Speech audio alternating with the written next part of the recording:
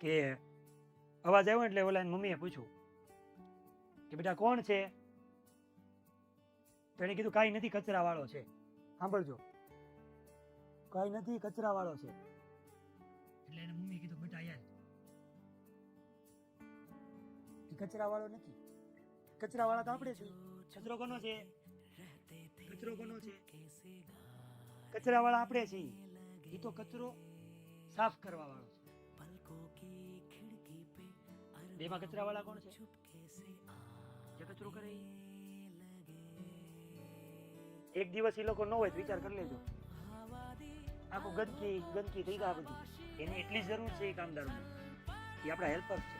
અને એ અમુક જે પ્રોફેશન છે એને જો સાઈડમાં કાઢી લેવું તો આપણી જિંદગી ધૂળ બની જાય. બી રિસ્પેક્ટ.